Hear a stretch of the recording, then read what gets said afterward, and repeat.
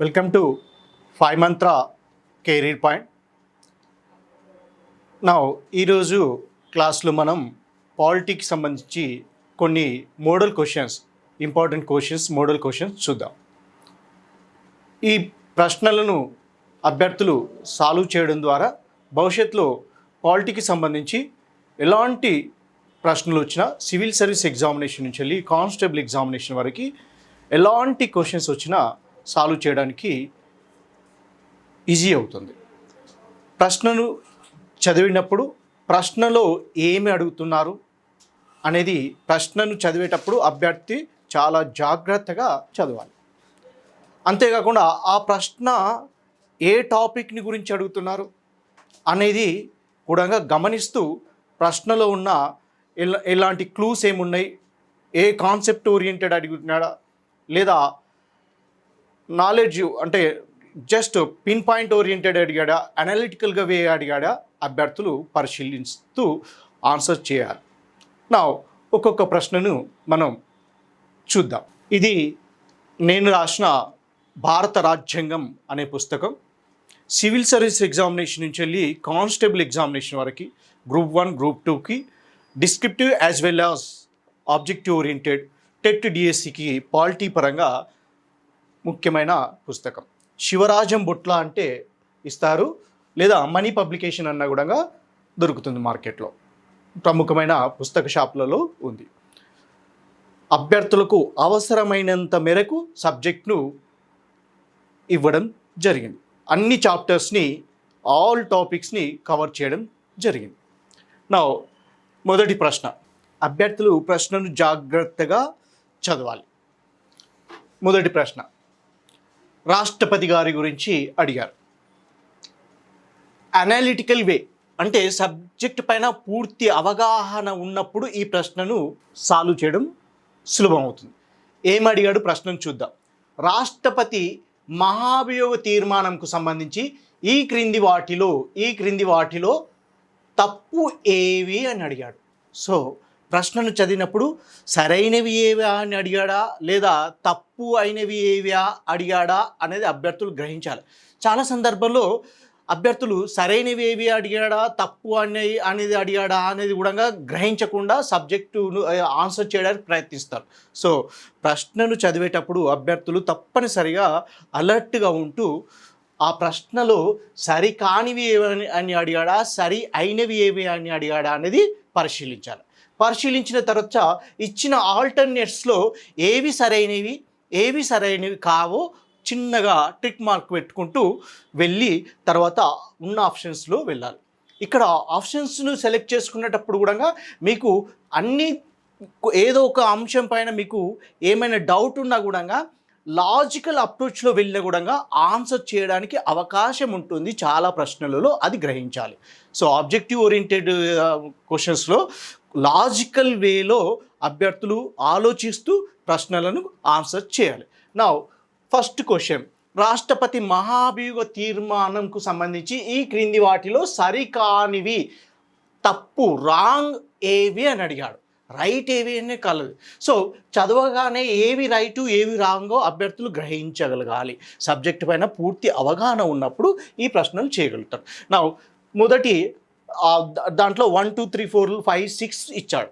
So దాంట్లో ఏవి సరైనవి ఏవి సరికానివో చూద్దాం. ముందుగా రాష్ట్రపతిని పదవి నుండి తొలగించే పద్ధతిని అమెరికా నుండి గ్రహించారు అన్నారు. ఇంపీచ్మెంట్ ప్రాసెస్, మహాభియోగ తీర్మానం ద్వారా రాష్ట్రపతి గారిని తొలగిస్తాం. ఆర్టికల్ 61 పేర్కొంటుంది. ఏ ఆర్టికల్ పేర్కొంటుంది? ఆర్టికల్ 61 పేర్కొంటుంది. సో ఈ మహాభియోగ తీర్మాన పద్ధతిని అనగా రాష్ట్రపతిని తొలగించే పద్ధతిని మనం అమెరికా రాజ్యాంగం నుంచి గ్రహించాం. ఇది రైట్. సో ఇచ్చిన దాంట్లో first is the right, not wrong. So అంటే దీన్ని చదవడం వల్ల అర్థం ఏంటి అన్నట్టే, రాజ్యాంగంలోని వివిధ అంశాలను ఏ రాజ్యాంగాల నుంచి వెళ్ళి గ్రహించారు అనే అంశాలపైన అభ్యర్థులు ఫోకస్ చేయాలి. తద్వారా భవిష్యత్తులో క్వశ్చన్స్ అడగడానికి ఈ అంశాలపైన, అంటే ఏ కాన్సెప్ట్ ఏ రాజ్యాంగాల నుంచి వెళ్ళి భారత రాజ్యాంగ పరిషత్ సభ్యులు స్వీకరించి క్రోడీకరించి భారత రాజ్యాంగ రచన చేశారో ఆ టాపిక్ని కూడా అభ్యర్థులు దృష్టిలో పెట్టుకోవాలి. నెక్స్ట్ సెకండ్ వన్ చూద్దాం. So first one is the right. So మనకు తప్పు ఏవి అని అడిగాడు. సో సెకండ్ వన్ చూద్దాం. ఈ తీర్మానాన్ని రాజ్యసభలో కానీ లోకసభలో కానీ ప్రవేశపెట్టవచ్చు అన్నాడు. అంటే రాష్ట్రపతి గారి యొక్క మహాభియోగ తీర్మానాన్ని, అంటే రాష్ట్రపతి గారిని తొలగించే పద్ధతిని మనకి పార్లమెంటు తొలగిస్తుందని అనుకుంటాం. మరి లోకసభలో ముందుగా ప్రవేశపెట్టాలా, రాజ్యసభలో ముందుగా ప్రవేశపెట్టాలా అనే అంశంలో ఏ సభలో అయినా రాష్ట్రపతి యొక్క మహాభియోగ తీర్మానాన్ని ముందుగా ప్రవేశపెట్టవచ్చు. దీంట్లో ప్రవేశపెట్టవచ్చు లేదా దీంట్లో ప్రవేశపెట్టాలి. కానీ కొన్ని బిల్లులను మనం కేవలం లోక్సభలో మాత్రమే ప్రవేశపెట్టాలి అనే అంశాలు మనం భారత పార్లమెంట్ అనే టాపిక్లో చదువుకుంటాం. సో రాష్ట్రపతి యొక్క మహాభియోగ తీర్మానాన్ని లోకసభలో కానీ లేదా రాజ్యసభలో కానీ ఏ సభలో అయినా ముందుగా ప్రవేశపెట్టవచ్చు. మరి ఉపరాష్ట్రపతి గారిని తొలగించే తీర్మానాన్ని ముందుగా ఏ సభలో ప్రవేశపెట్టాలంటే తప్పనిసరిగా రాజ్యసభలో మాత్రమే ప్రవేశపెట్టాలి. అదేవిధంగా బడ్జెట్ని ముందుగా ఏ సభలో ప్రవేశపెట్టాలంటే లోకసభలో మాత్రమే ప్రవేశపెట్టాలి. అనగా దీన్ని బట్టి ఏంటంటే కొన్ని అంశాలను లోకసభలో మాత్రమే ప్రవేశపెట్టాలి, కొన్ని వాటిని రాజ్యసభలో మాత్రమే ముందుగా ప్రవేశపెట్టాలి అనే అభ్యర్థులు ఆ అంశాలు పార్లమెంటరీ ప్రాసెస్ గురించి అభ్యర్థులకు పూర్తి అవగాహన ఉన్నప్పుడు దీనికి ఆన్సర్ చేయగలుగుతాడు. సో రాష్ట్రపతిని తొలగించే మహాభియోగ తీర్మానాన్ని ముందుగా లోక్సభలో కానీ లేదా రాజ్యసభలో కానీ ఏ సభలో అయినా ప్రవేశపెట్టవచ్చు. So second one is the right. ఇది కూడా రైట్. మనకేంటి తప్పు ఏవి అని అడిగాడు. సో మనం right, second one is right answer. Next రాష్ట్రపతి నియమించబడ్డ సభ్యులు కూడా మహాభియోగ తీర్మానం ఓటింగ్లో పాల్గొనవచ్చు అని థర్డ్ వన్ ఇచ్చారు. సో రాష్ట్రపతిచే లోకసభకు మరియు రాజ్యసభకు, లోక్సభకు ఇద్దరు సభ్యులను నామినేట్ చేస్తారు రాష్ట్రపతి, ప్రధానమంత్రి, మంత్రిమండలి సలహా మేరకు. అదేవిధంగా రాజ్యసభకు 12 మంది సభ్యులను, 4 రంగాలకు చెందిన వ్యక్తులను 12 మంది సభ్యులను ప్రధానమంత్రి, మంత్రిమండలి సలహా మేరకు రాజ్యసభకు నామినేట్ చేస్తారు. అంటే వీళ్ళు ప్రజలచే ఎన్నుకోబడ్డ సభ్యులు కాదు, రాష్ట్రపతిచే నామినేట్ అయిన వ్యక్తులు. మరి ఈ రాష్ట్రపతిచే నామినేట్ అయిన వ్యక్తులకు రాష్ట్రపతిని తొలగించే మహాభియోగ తీర్మానంలో ఓటింగ్ ఉంటుందా అంటే ఉంటుంది. కానీ రాష్ట్రపతిచే నియమించబడ్డ సభ్యులకు రాష్ట్రపతి ఎన్నికలలో, అంటే రాష్ట్రపతిని ఎన్నుకునే ఆ ఎన్నికల ప్రక్రియలో ఓటు హక్కును కలిగి ఉండారు. సో మహాభియోగ తీర్మానంలో రాష్ట్రపతిచే నియమించబడ్డ సభ్యులకు కూడా మహాభియోగ తీర్మానంలో ఓటింగ్లో పాల్గొనవచ్చు, ఓటు హక్కును ఉపయోగించుకోవచ్చు. ఇది కూడా రైట్. సో దీనిపైన విమర్శలు ఉన్నాయి. అంటే మహాభియోగ తీర్మానంలోని లోపాలు ఏవి అంటే రాష్ట్రపతిచే నియమించబడ్డ సభ్యులకు కూడా రాష్ట్రపతిని తొలగించే ప్రక్రియలో ఓటు హక్కు ఉంటుంది కనుక వారిచే నియమించబడ్డ ఆ సభ్యులు రాష్ట్రపతికి అనుకూలంగా ఓటు వేసే అవకాశం ఉంటుంది అని మహాభియోగ తీర్మానం లోపాలను మనం డిస్కస్ చేస్తున్నప్పుడు ఈ టాపిక్ని తీసుకుంటాం. సో రాష్ట్రపతిచే నియమించబడ్డ సభ్యులు కూడా మహాభియోగ తీర్మానంలో పాల్గొనవచ్చు. మూడవది కూడా రైట్. మనకు రాంగ్ ఏంటి అని అడగడం జరిగింది. నెక్స్ట్ ఫోర్త్ వన్ చూద్దాం. ఒక సభ ఆమోదించి మరో సభ తిరస్కరించినప్పుడు తీర్మానం వీగిపోతుంది అని ఇచ్చాడు. అంటే రాష్ట్రపతి మహాభియోగ తీర్మానాన్ని ఉభయ సభలలోని లోక్సభలో కానీ రాజ్యసభలో కానీ ఏ సభలోనైనా ప్రవేశపెట్టవచ్చు. ప్రవేశపెట్టినప్పుడు ఒక సభలో ప్రవేశపెడితే ముందుగా ఏ సభలో ప్రవేశపెడతారో ఆ సభ తిరస్కరిస్తే మళ్ళీ రెండో సభలో ప్రవేశపెట్టడానికి వీలు లేదు, అంటే తీర్మానం వీగిపోతుంది అని పేర్కొన్నారు. తద్వారా ఇది కూడా రైట్ ఆన్సర్ అవుతుంది. నెక్స్ట్ ఈ తీర్మానాన్ని లోకసభలో మాత్రమే ప్రవేశపెట్టాలి అని మనకి 5th దాంట్లో ఇచ్చారు. సో ఇది తప్పు. 5th వన్ ఈజ్ ద తప్పు. ఏ సభలో అయినా ప్రవేశపెట్టవచ్చు, లోకసభలో మాత్రమే ప్రవేశపెట్టాలని పేర్కొనడం లేదు రాజ్యాంగంలో, ఏ విధంగా పేర్కొనలేదు. బడ్జెట్ని మాత్రం కంపల్సరీగా లోకసభలో మాత్రమే ముందుగా ప్రవేశపెట్టాలి అని పేర్కొన్నారు కనుక 5th one is the wrong answer. Next రాష్ట్రపతిని పదవి నుండి తొలగించే పద్ధతిని కెనడా నుండి గ్రహించారు అన్నాడు. ఇక్కడ అమెరికా అన్నాడు, దట్ ఈస్ రైట్. కెనడా అనేది తప్పు. గవర్నర్ల నియామక పద్ధతిని మనం కెనడా నుంచి వెళ్ళి స్వీకరించడం జరిగింది. సో ఇచ్చిన దాంట్లో మనకి ఏవి సరికానివి ఏవి, రాష్ట్రపతి యొక్క మహాభియోగ తీర్మానానికి సంబంధించి ఈ క్రింది ఇచ్చిన వాటిలో సరికానివి ఏవి అని అడిగాడు కనుక ఆ సరికానివి ఏవి అంటే 5th one and 6th one అనేది సరికావు, మిగతా అన్ని కరెక్ట్ ఉంది. అంటే ఈ ప్రశ్నను మనం పరిశీలిస్తే రాష్ట్రపతి మహాభియోగ తీర్మానానికి సంబంధించి అభ్యర్థులకు పూర్తి అవగాహన ఉన్నప్పుడు ఏది రైటు ఏది రాంగు అని వారు విశ్లేషించుకునే అవకాశం ఉంటుంది. ఈ సబ్జెక్ట్ పైన పూర్తి అవగాహన ఉన్నప్పుడు మాత్రమే దీనికి ఆన్సర్ చేయగలుగుతారు. తద్వారా ఇచ్చిన దాంట్లో మనకి 5th 1 6th 1 అనేది రాంగ్ కనుక తప్పు అయినవి సరికానివి అనేది కనుక ఆప్షన్స్లో మనకి 5th and 6th ద ఏలో మనకి ఆన్సర్ ఉంది. This is the A is the right answer. మిగతా అన్ని రాంగ్. ఇది ఈ 2 రాంగ్, మిగతా అన్ని రైట్. రాష్ట్రపతి మహాభియోగ తీర్మానానికి సంబంధించి రైట్ ఆన్సర్. సో అనలిటికల్ విశ్లేషణ అంటే విశ్లేషణపరమైన ప్రశ్న. దీంట్లో ఏది రైటు ఏది రాంగ్ అనేది సబ్జెక్టు పైన పూర్తి అవగాహన ఉన్నప్పుడు మాత్రమే అభ్యర్థులు చేయగలుగుతారు. దిస్ ఈజ్ ద ఇట్లాంటి టైప్ ఆఫ్ క్వశ్చన్స్ని మనం ఎక్కువగా అబ్జర్వ్ చేస్తున్నాం. ఏదో క్వశ్చన్ ఇచ్చేసేసి 4 ఆన్సర్స్ ఇచ్చేసి రైట్ ఆ రాంగ్ అని అడగకుండా సబ్జెక్టు పైన లోతైన అవగాహనను ఏర్పరచాలనే దృక్పథంతో లోతైన అవగాహన ఉన్న వ్యక్తులే ఆన్సర్ చేసే విధంగా ప్రశ్నలను రూపొందిస్తున్నారు. నా నెక్స్ట్ ప్రశ్నను మనం పరిశీలిద్దాం. నా రాష్ట్రపతి గారికి సంబంధించి వీటో అధికారాలకు సంబంధించి ఈ క్రింది వాటిని జతపరచుము. రాష్ట్రపతి వీటో అధికారాలకు సంబంధించి ఈ క్రింది వాటిని జతపరచుము అని అడిగాడు. Match the following. మనకి ఎగ్జామినేషన్లో చూస్తాం అనలిటికల్ ప్రశ్నలు లిస్ట్ జాబితా పద్ధతి. జాబితా 1 ఇస్తాడు. ఇది లిస్ట్ 1, ఇది లిస్ట్ 1, అదేవిధంగా ఇది లిస్ట్ 2, ఇది లిస్ట్ 2. వీటిని జతపరచాలి. జతపరుసు ఇచ్చిన దాంట్లో సరైన ఆన్సర్ చేయాలి. దేనికి సంబంధించి రాష్ట్రపతి వీటో పవర్స్ గురించి అడగడం జరిగింది. రాష్ట్రపతి వీటో అధికారాల గురించి ఇవ్వడం జరిగింది. సో వీటో పవర్స్ మనకి ఎన్ని రకాలు అనేది అభ్యర్థులకు అవగాహన ఉండాలి. రాష్ట్రపతి యొక్క వీటో పవర్స్ పైన అవగాహన ఉండాలి. సస్పెన్సివ్ వీటో అంటే ఏంటి, ప్యాకెట్ వీటో అంటే ఏంటి, క్వాలిఫైడ్ వీటో ఏంటి, అబ్సల్యూట్ వీటో ఏంటో పూర్తికి అవగాహన ఉండి వాటిపైన అవగాహన ఉన్నప్పుడు వీటిని మ్యాచ్ చేయడం అభ్యర్థులకు సులభమవుతుంది. అంతేకాకుండా మ్యాచ్ ద ఫాలోయింగ్లో క్వశ్చన్స్లో ఒక క్వశ్చన్ ఒక ప్రశ్న 4 ప్రశ్నలకు సమానంగా భావించవచ్చు. ప్యాకెట్ వీటో అనగానేమి, సస్పెన్సివ్ వీటో అనగానేమి, అబ్సల్యూట్ వీటో అనగానేమి, క్వాలిఫైడ్ వీటో అనగానేమి కూడా ప్రశ్నలను మార్చి అడగడానికి అవకాశం ఉంటుంది. సో ఇలాంటి ప్రశ్నలు అనలిటికల్ కాకుండా మ్యాచ్ ద ఫాలోయింగ్ అంటే 4 అంశాలపైన పూర్తి అవగాహన ఉన్నప్పుడే సబ్జెక్టు పైన అవగాహన ఉన్నప్పుడు అభ్యర్థులు దీన్ని ఆన్సర్ చేయడానికి అవకాశం ఉంటుంది. నా సస్పెన్సివ్ వీటో అంటే ఏంటో చూద్దాం.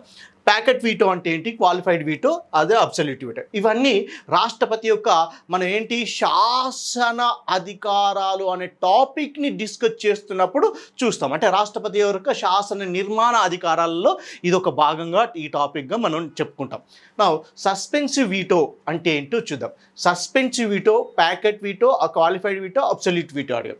సస్పెన్సివ్ వీటో అంటే ఏంటంటే పార్లమెంట్లోని ఉభయ సభలు ఆమోదించి ప్రధానమంత్రి మంత్రిమండలి నుంచి వెళ్ళి రాష్ట్రపతి గారి యొక్క ఆమోదం కోసం వచ్చినప్పుడు ఆ బిల్లు పైన రాష్ట్రపతి సంతకం చేయకుండా ఆ బిల్లుకు సంబంధించి అనేక సలహాలు, సవరణలు, సూచనలు చేస్తూ తిరిగి వెనక్కి పంపించడాన్ని మనం సస్పెన్సివ్ వీటో అంటారు.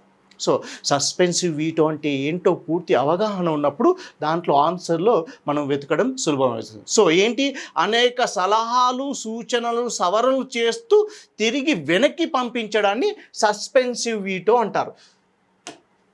సస్పెన్సివ్. సో ఏమని చెప్పాడు దీంట్లో, ఇది ఇక్కడ ఈలో ఉంది. అదే ఆ టాపిక్ ఏంది, పార్లమెంటు లేదా కేంద్ర మంత్రిమండలి ఆమోదించిన బిల్లులకు రాష్ట్రపతి తన ఆమోదం తెలుపకుండా అనేక సవరణలు, సలహాలు, సూచనలు చేస్తూ పునఃపరిశీలనకు తిరిగి వెనక్కి పంపించడాన్ని సస్పెన్సివ్ వీటో అని అంటారు. సో 1 అనేది మనకి ఈగా తెలిసిపోతుంది. 1 అనేది ఈ, 1 అనేది ఈ. ఆటోమేటిక్గా మీకు చెప్పాను, ఒక్కొక్కసారి ఆప్షన్స్లో చేస్తే ఒకే ఒకటి మీకు కాన్ఫిడెంట్గా 100% తెలిసినప్పుడు ఆ ఒక్కటే ఒక దాంట్లో ఇచ్చినప్పుడు ఆటోమేటిక్గా మిగతా వాటిని చూడాల్సిన అవసరం లేదు. సో ఇక్కడ ఆన్సర్లో చూస్తే 1 అనేది ఈ అనేది కేవలం సిలో మాత్రమే ఉంది. సో మిగతా దాంట్లో లేదు కనుక ఆటోమేటిక్గా టైం వేస్ట్ చేయకుండా లేదా మీకు తెలియనప్పుడు మిగతా అంశాలపైన పూర్తి అవగాహన లేనప్పుడు ఆన్సర్కు కాన్ఫిడెంట్గా వెళ్ళొచ్చు. అది సి అనే ఆన్సర్ అనేది కాన్ఫిడెంట్గా వెళ్ళవచ్చు. కానీ అన్ని సందర్భాల్లో ఈ విధంగా జరగదు. కొన్ని సందర్భాల్లో రెండిటిపైన క్లారిటీ ఇచ్చేసి మూడో దాని మీద స్పష్టత లేకుండా ఇవ్వడం జరుగుతుంది. So first one suspensive veto అంటే 1E అవుతుంది. నెక్స్ట్ ప్యాకెట్ వీటో అంటే ఏంటంటే పార్లమెంటు ఆమోదించి ప్రధానమంత్రి మంత్రిమండలి ద్వారా రాష్ట్రపతికి ఆ బిల్లు వచ్చినప్పుడు రాష్ట్రపతి దాన్ని ఆమోదం తెలపకుండా, తిరస్కరించకుండా, పునఃపరిశీలనకు పంపించకుండా తన వద్దే ఉంచుకోవడాన్ని ప్యాకెట్ వీటో అంటారు. అంటే తన మనసులో ఆ బిల్లు పైన ఎలాంటి అభిప్రాయం ఉందో వ్యక్తం చేయకుండా, బిల్లును తిరస్కరించకుండా, బిల్లును ఆమోదించకుండా తన దగ్గరే ఉంచుకోవడాన్ని ప్యాకెట్ వీటో అంటారు. ఇది రాష్ట్రపతి గారి యొక్క మరొక వీటో పవర్. సో ఆ అంశం ప్యాకెట్ వీటో ఇప్పుడు చెప్పుకున్న అంశం ఈ ఆప్షన్స్లో ఈ అనే ఈ టాపిక్లో ఎక్కడ ఉందో చూద్దాం. సో ఏంటది, ఎక్కడ ఉన్నది? పార్లమెంట్ లేదా కేంద్ర మంత్రిమండలి యొక్క బిల్లుల విషయంలో రాష్ట్రపతి తన ఆమోదం తెలపకుండా లేదా తిరస్కరించకుండా అనగా ఎలాంటి నిర్ణయం తెలపకుండా బిల్లులను తన దగ్గర అట్టి పెట్టుకోవడాన్ని మనం ప్యాకెట్ వీటో అంటారు. సో 2 అనేది మనకి ఈగా ఆన్సర్లో ఇవ్వడం జరిగింది. Next qualified veto. Qualified veto అనేది భారత రాష్ట్రపతి గారికి లేదు, అమెరికన్ ప్రెసిడెంట్ అమెరికా రాష్ట్రపతికి ఉంది. ఆ అమెరికా రాష్ట్రపతికి మాత్రమే ఉంది, భారత రాష్ట్రపతికి అనేది లేదు. అక్కడ ఏం జరుగుతుందంటే ఒకవేళ అక్కడ అమెరికన్ ప్రెసిడెంట్ క్వాలిఫైడ్ వీటోను ఉపయోగించేసేసి బిల్లును తిరస్కరిస్తే అమెరికాలోని ఆ ఉభయ సభలు 2/3 స్పెషల్ మెజార్టీతో ఆమోదించి మళ్ళీ రాష్ట్రపతికి పంపిస్తే అప్పుడు రాష్ట్రపతి అంటే president of United states of America తప్పక సంతకం చేయాల్సి ఉంటుంది. దాన్ని క్వాలిఫైడ్ వీటో అంటారు. భారత రాష్ట్రపతికి ఈ క్వాలిఫైడ్ వీటో అనే అధికారం లేదు. భారత రాజ్యాంగం ప్రకారం క్వాలిఫైడ్ వీటో అధికారం అనేది లేదు. సో ఇచ్చిన దాంట్లో క్వాలిఫైడ్ వీటో అనేది ఎక్కడ ఉంది? భారత రాష్ట్రపతికి ఈ అధికారం లేదు, అమెరికా అధ్యక్షునికి ఈ వీటో అధికారం కలదు. సో థర్డ్ వచ్చేసేసి రెండవ ఆ. నెక్స్ట్ ఆటోమేటిక్గా అబ్సల్యూట్ వీటో అంటే ఏంటంటే అది ఆమోదం తెలపకుండా తిరస్కరించడాన్ని కేంద్ర మంత్రిమండలి లేదా పార్లమెంటు ఆమోదించి పంపిన బిల్లులను రాష్ట్రపతి తన ఆమోదం తెలపకుండా కారణంతో కానీ కారణం లేకుండా కానీ తిరస్కరించడాన్ని మనం అబ్సల్యూట్ వీటో అంటాం. మొదటి ఆ. సో ఇచ్చిన ఆన్సర్స్లో C is the right answer. C is the right answer. So ప్రశ్న దేనికి సంబంధించి? రాష్ట్రపతి శాసన నిర్మాణాలకు సంబంధించిన ప్రశ్న అనేది గుర్తించాలి. దాంట్లో వీటో పవర్స్ గురించి అడిగాడు అనేది గుర్తుంచుకోవాలి కదా. Suspensive veto, packet veto, absolute veto, qualified veto అంటే ఏంటో అభ్యర్థులు గ్రహించుకోవాలి.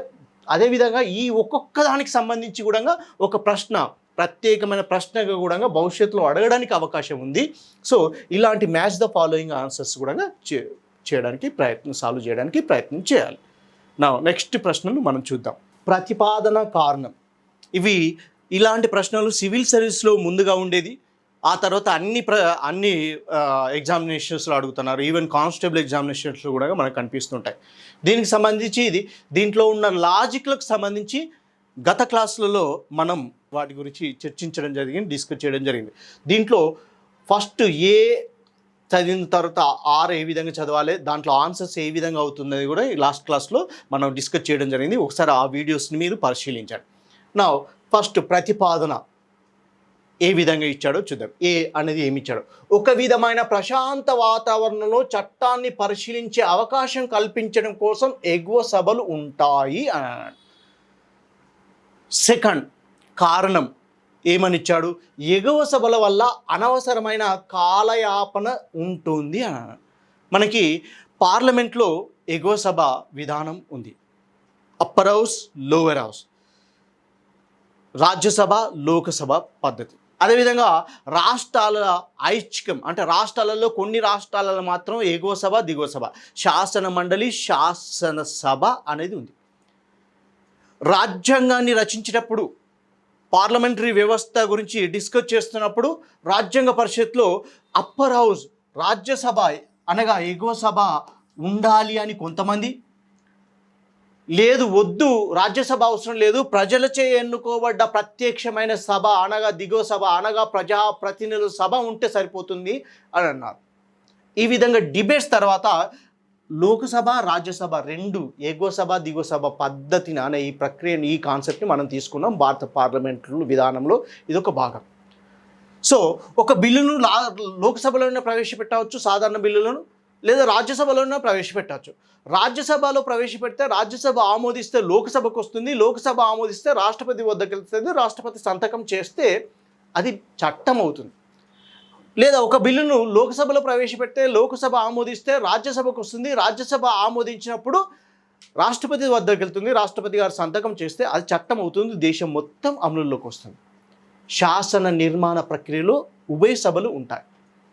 నా దేనికి సంబంధించి ఎగువ సభలకు సంబంధించి ఈ ప్రశ్న అడిగాడు. ఏమని చెప్పాడు? ఒక విధమైన ప్రశాంతమైన వాతావరణంలో చట్టాన్ని పునఃపరిశీలించే అవకాశం కల్పించడం కోసం ఎగువ సభలు ఉంటాయి అని స్టేట్మెంట్ రూపంలో ఇచ్చాడు. అది కరెక్టా కాదా అనేది డిస్కస్ చేయాలి. దానికి రైట్ ఎక్స్ప్లెనేషన్ అవుతున్నావు మనం ఏకి వెళ్ళిపోతాం, రైట్ ఎక్స్ప్లెనేషన్ కాకుండా రైట్ అయితే బీకి వెళ్ళిపోతాం, ఏ రాంగ్ అయితే ఎక్కడికి వెళ్ళిపోతాం, మనం ఏ అనేది నిజమయ్యి ఆర్ తప్పు అయినప్పుడు మనం సికి వెళ్ళిపోతాం, ఏ చదవగానే తప్పు అయితే డీకి వెళ్ళిపోతాం అని లాస్ట్ క్లాస్లో మనం డిస్కస్ చేయడం జరిగింది. నా ఇది కరెక్టా కాదా చూద్దాం. ఒక విధమైన ప్రశాంత వాతావరణంలో చట్టాన్ని పునఃపరిశీలించే అవకాశం కల్పించడం కోసం ఎగువ సభలు ఉంటాయి అన్నారు. అవును, దుందుడుకు చర్యతో చట్టాలను లోకసభ ఆమోదిస్తే దానికి బ్రేకులు వేయడానికి మన చెక్స్ అండ్ బ్యాలెన్స్ సిస్టాన్ని భారత రాజ్యాంగంలో ప్రవేశపెట్టారు. సో ఫర్ ఎగ్జాంపుల్ మనం కరెంట్ ఇష్యూ తీసుకుంటే ఆంధ్రప్రదేశ్ రాష్ట్రానికి సంబంధించి మనం తీసుకుంటే ఈ మధ్య ఒక బిల్లును శాసనసభ శీఘ్రంగా ఆమోదించింది, దాన్ని ఎగువ సభ శాసన మండలి తిరస్కరించింది, తద్వారా అది చట్టంగా మారలేదు. అనగా ఒక విధమైన వేగాన్ని దుందుడుకు చర్యతో తీసుకున్న అంశాల్ని లోతుగా పునఃపరిశీలించడానికి ఎగువ సభలు అవసరం అనే దృక్పథంతో రాజ్యసభను రాజ్యాంగ పరిషత్తులు భారత రాజ్యాంగంలో ప్రవేశపెట్టారు. అంబేద్కర్ గారు అంటారు, ఎగువ సభలు రాష్ట్రాలలో ఎగువ సభలను ఏర్పాటు చేయడానికి అయిష్టత చూపించారు, కానీ ఎగువ సభలకు ముఖ్యంగా వ్యతిరేకంగా అంబేద్కర్ మాట్లాడారు. అయ్యంగారు ఎగువ సభలు ఉండాలని పేర్కొన్నారు. సంతానం గారు కూడా ఎగువ సభల గురించి రాజ్యాంగ పరిషత్లో డిబేట్లో పాల్గొన్నారు. అంటే రాజ్యసభ అనేది సైంధవ పాత్ర పోషిస్తుంది. ప్రజలచే ప్రత్యక్షంగా ఎన్నుకోబడ్డ లోకసభ ప్రజల కొరకు చట్టాలను చేస్తున్నప్పుడు రాజ్యసభ తన రాజకీయ ప్రయోజనం కోసం అది అడ్డుపడుతుంది, సైంధవ పాత్ర పోషిస్తుంది అనే కామెంట్ కూడా రాజ్యసభ పైన అనగా ఎగువ సభల పైన ఉంది. కానీ మరొక కోణంగా చూస్తే దుందుడుకు చర్యతో చట్టాలను చేయాలనే ఆ వేగానికి, ఆ అనాలోచిత ప్రక్రియకు అడ్డుకట్ట వేయడానికి, దాన్ని కులంకుషంగా చర్చించడానికి ఎగువ సభలు ఉపయోగపడతాయి అనేది వాస్తవం. సో ఒక విధమైన ప్రశాంతమైన వాతావరణంలో చట్టాన్ని పునఃపరిశీలించే అవకాశం కల్పించడం కోసం ఎగువ సభలు ఉంటాయి. రాజ్యాంగ పరిషత్ సభ్యులు ఈ కాన్సెప్ట్ తోటి మనకి ఎగువ సభను రాజ్యాంగంలో ప్రవేశపెట్టడం జరిగింది. సెకండ్, మరి అది ఏ అనేది రైట్. సో ఏ అనేది రైట్ కనుక డి ఆన్సర్ అయ్యే అవకాశం లేదు. నా ఆర్ని చదువుదాం. ఆర్ రాంగ్ అయితే ఆటోమేటిక్గా సికి వెళ్ళిపోతాం, కానీ ఆర్ రైట్ అయితే అప్పుడు ఏనా బియా అన్న ఆన్సర్కి వెళ్ళిపోతాం. నా ఆర్ని చూస్తే ఎగువ సభ వల్ల అనవసరమైన కాలయాపన ఉంటుంది అని అన్నారు. ఇది రైట్, కాలయాపన అవుతుంది.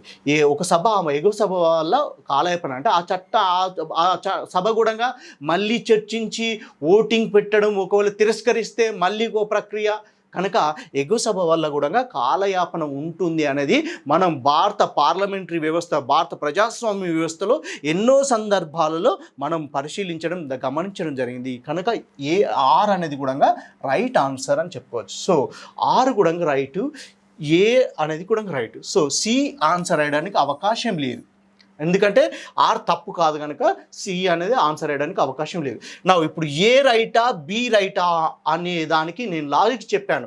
ఏంటి అది?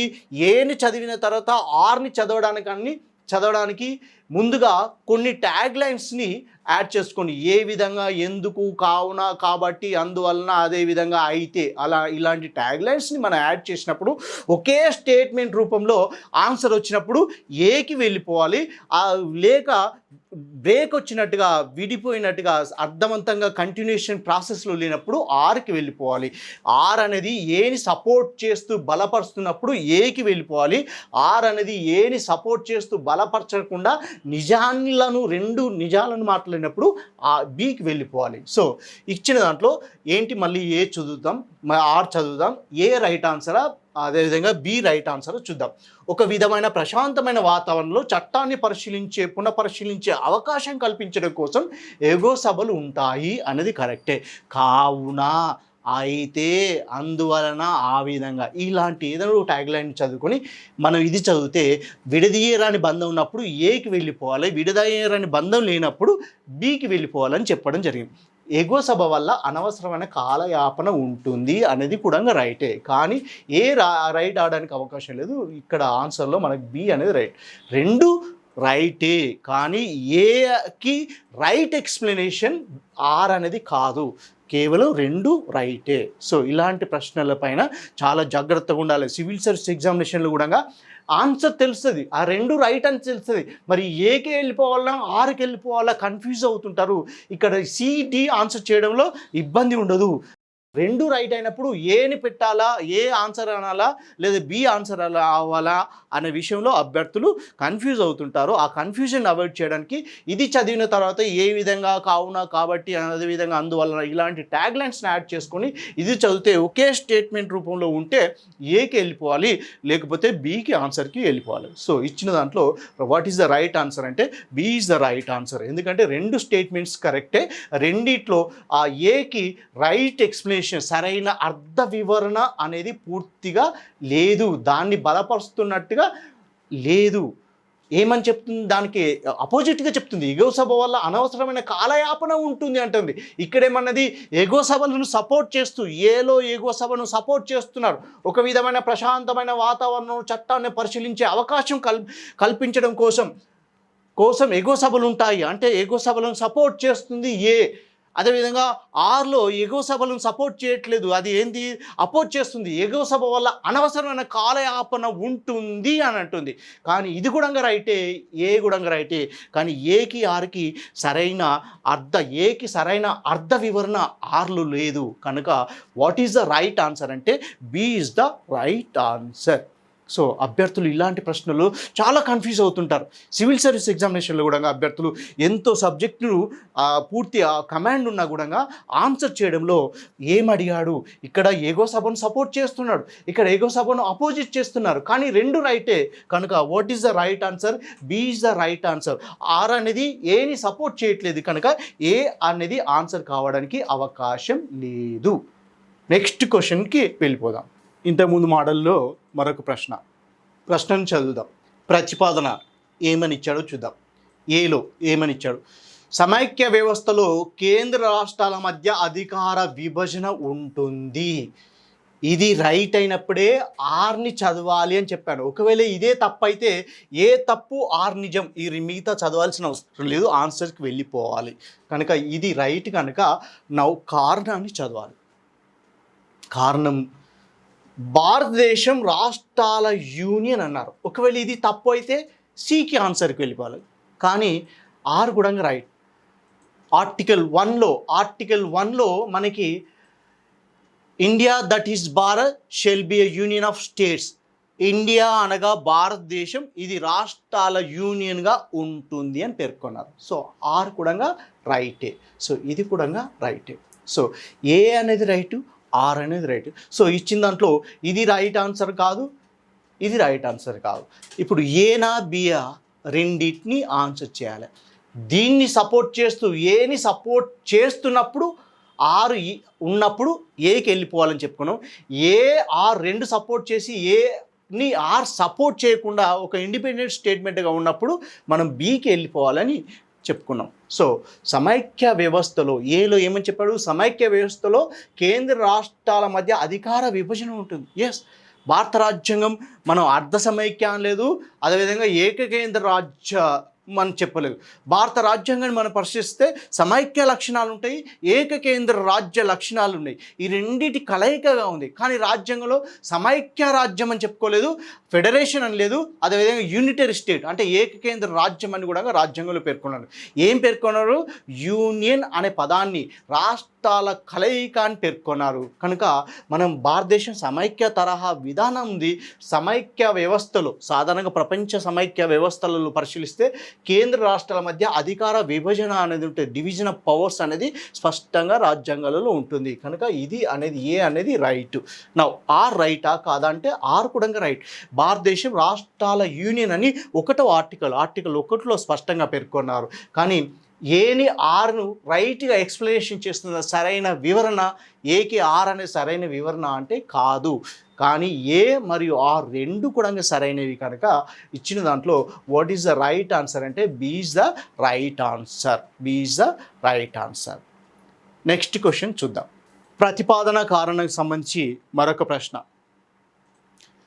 ప్రతిపాదన: గ్రేట్ బ్రిటన్ భారతదేశానికి ఆగస్టు 15, 1947 స్వతంత్రాన్ని ఇచ్చింది. రైట్ ఆర్ రాంగా? Right. So A is the right answer. Right. కనుక ఇది రైట్ అవ్వడానికి అవకాశం లేదు, ఇది ఆన్సర్ రావడానికి అవకాశం లేదు. నెక్స్ట్ ఆర్ చదువు. రెండవ ప్రపంచ యుద్ధం తర్వాత గ్రేట్ బ్రిటన్ బలహీనపడింది. ఇది రైట్ ఆర్ రాంగా? This is also right. So ఇది కూడా రైట్. అనగా సి ఆన్సర్ అయ్యడానికి అవకాశం లేదు. నా ఇచ్చిన దాంట్లో ఏనా బియా రైట్ ఆన్సర్ అనేది వెళ్ళిపోవాలి. ఏని ఆర్ సపోర్ట్ చేస్తుందా? దీంట్లో సపోర్ట్ చేయట్లేదు. రెండు ఇండిపెండెంట్ ట్రూ స్టేట్మెంట్స్గా మనకు కనిపిస్తుంది. కనుక ఆన్సర్ మనకి b is the right answer. B అనేది రైట్ ఆన్సర్. గ్రేట్ బ్రిటన్ భారతదేశానికి ఆగస్టు 15, 1947 1947లో స్వతంత్రాన్ని ఇచ్చింది. అవును, కరెక్ట్. అది రెండవది రీజన్లో కారణాలు ఎవరు? రెండవ ప్రపంచ యుద్ధం తర్వాత గ్రేట్ బ్రిటన్ బలహీనపడింది. అది కూడా కరెక్టే. కానీ బలహీనపడడం వల్ల స్వతంత్రాన్ని ఇచ్చిందా? లేదా భారతదేశ స్వతంత్రం కోసం ఎంతోమంది త్యాగాన్ని చేసి భారత ప్రజలు డిమాండ్ చేయడం వల్ల ఇచ్చారా? ఇది ఒక పెద్ద డిబేట్. కేవలం బలహీనం పడడం వల్ల స్వతంత్రాన్ని ఇచ్చింది అనేది మాత్రం కాదు. కానీ బలహీన పడడం అనేది వాస్తవం. సో ఆర్ అనేది కూడా రైట్. సో ఇచ్చిన దాంట్లో R is the right answer. Simple way of questions. Next క్వశ్చన్లో మనం పరిశీలిస్తే సింపుల్ ప్రశ్న ఇస్తారు, ఆల్టర్నేటివ్ ఏబిసిడి ఇస్తారు. సరైన ఆన్సర్ ఏంటో అభ్యర్థులు గ్రహించి ఆన్సర్ చేయాలి. సో ఫస్ట్ ఏమడిగా, అంతర్రాష్ట్ర మండలి అధ్యక్షుడు ఎవరు అని అడిగాడు. దాంట్లో మనకి ఆప్షన్స్లో కేంద్ర హోంమంత్రి, ప్రధానమంత్రి, నీతి ఆయోగ్ అధ్యక్షుడు, ఉపాధ్యక్షుడు, పై ఎవరు కాదు అని ఇచ్చాడు. సో అంతర్రాష్ట్ర మండలి గురించి ప్రశ్న అడిగాడు. అంతర్రాష్ట్ర మండలికి అధ్యక్షుడు ఎవరు అని అడిగాడు. రైట్ ఆన్సర్ వచ్చేసేసి ఎవరంటే ప్రైమ్ మినిస్టర్. ప్రధానమంత్రిగా ఎవరు ఉంటారో ఆ పదవిలో ఉన్న వ్యక్తి అంతర్రాష్ట్ర మండలికి అధ్యక్షుడిగా ఉంటారు. అనగా మనకి వివిధ జోనల్ కౌన్సిల్స్ చైర్మన్ ఎవరు, అంతర్రాష్ట్ర మండలి అంటే కమిషన్స్ యొక్క చైర్మన్స్ ఎవరెవరు ఉంటారో అనే అంశాలపైన అభ్యర్థులు దృష్టి సారించాలి అని ఈ ప్రశ్నను బట్టి అర్థమవుతుంది. నీతి ఆయోగ్ ఉపాధ్యక్షులు అని అన్నారు. కేంద్ర హోంమంత్రి, ఇవి wrong. So what is the right answer? ప్రధానమంత్రి. ప్రధానమంత్రి అనే వ్యక్తి అంతర్రాష్ట్ర మండలి అధ్యక్షునిగా వ్యవహరిస్తారు. సో ప్రధానమంత్రి ఏ కమిటీలకు అధ్యక్షత వహిస్తారు అనే అంశాన్ని అభ్యర్థులు పాలిటీ పరంగా దృష్టి అందు ఉంచుకోవాలి. తద్వారా ఎలాంటి కమిటీలకు సంబంధించి ప్రశ్నలు అడిగినా కూడా అభ్యర్థులు సులువుగా ఆన్సర్ చేయడానికి అవకాశం ఉంటుంది.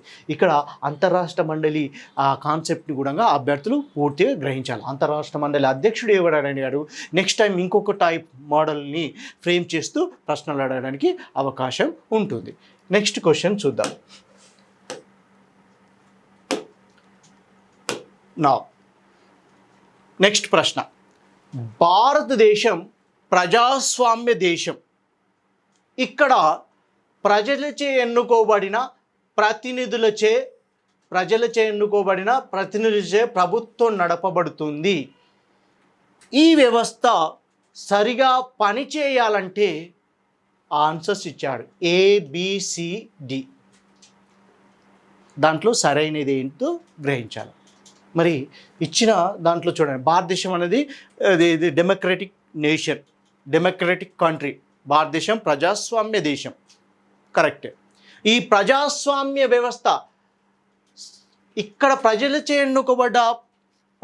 ఎన్నుకోబడ్డ ప్రతినిధులచే ప్రభుత్వం నడపబడుతుంది.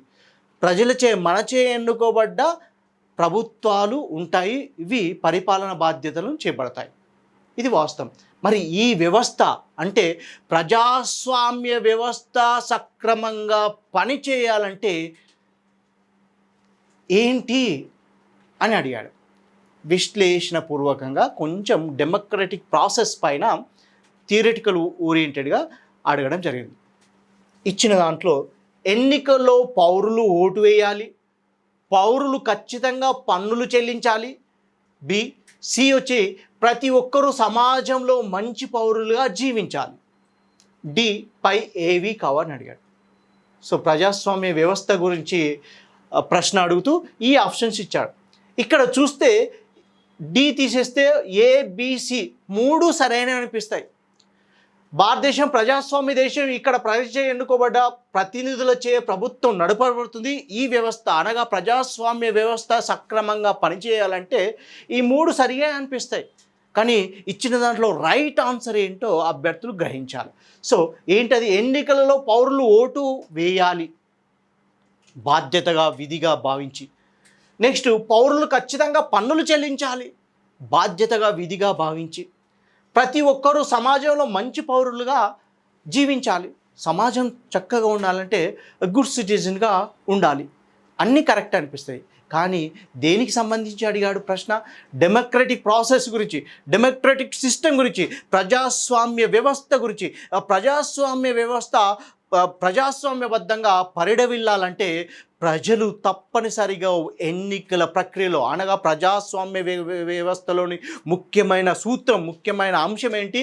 ప్రజలు డెమోక్రటిక్ ప్రాసెస్ అనగా ఎన్నికలలో అనగా రాజకీయ నిర్ణయాలు తీసుకునే ఆ నిర్ణయ ప్రక్రియలో అనగా ప్రభుత్వాలను ఎన్నుకునే ప్రక్రియ అనగా ప్రజాప్రతినిధులను ఎన్నుకునే ప్రక్రియలో భాగస్వామ్యం కావాలి, అనగా ఓటు హక్కును ఉపయోగించుకోవాలి. తద్వారా ప్రజలు స్వేచ్ఛగా తమ ఓటు హక్కును ఉపయోగించుకున్నప్పుడే ప్రజాస్వామ్య ప్రక్రియ అద్భుతంగా ఉంటుంది, ప్రజాస్వామ్య ప్రక్రియ పరిడవిల్తుందని చెప్పుకోవచ్చు. కనుక ఇచ్చిన దాంట్లో రైట్ ఆన్సర్ అంటే ఎన్నికల్లో పౌరులు ఓటు వేయాలి అనేది సరైన జవాబు. ఇవి పౌరుల యొక్క నైతిక బాధ్యతలను, మిగతా 2 పౌరుల యొక్క నైతిక బాధ్యతలను తెలియజేస్తుంది. ఏంటి? పౌరులు ఖచ్చితంగా పన్నులు చెల్లించాలి, నైతిక బాధ్యతను తెలియజేస్తుంది. ప్రతి ఒక్కరూ సమాజంలో మంచి పౌరులుగా జీవించాలి, నైతిక బాధ్యతను తెలియజేస్తుంది. ప్రజాస్వామ్యం గురించి, ప్రజాస్వామ్యం అంటే ఎన్నికల్లో పౌరులు ఓటు వేయాలి, స్వేచ్ఛాపూర్వకంగా ప్రజాస్వామ్య ప్రక్రియ పాల్గొనాలి, అనగా ఓటు హక్కును ఉపయోగించుకోవాలి. A is the right answer. Right. ఇలాంటి ప్రశ్నలను అభ్యర్థులు స్టడీ చేస్తూ సాల్వ్ చేస్తూ ఉండాలి. నెక్స్ట్ సెషన్లో మరికొన్ని ప్రశ్నలను మనం పరిశీలిద్దాం. Thank you very much. 5 Mantra career పాయింట్ని లైక్ చేయండి, షేర్ చేయండి, సబ్స్క్రైబ్ చేయండి. మరిన్ని వీడియోలను అభ్యర్థులు చూస్తూ ఉండండి. Thank you very much.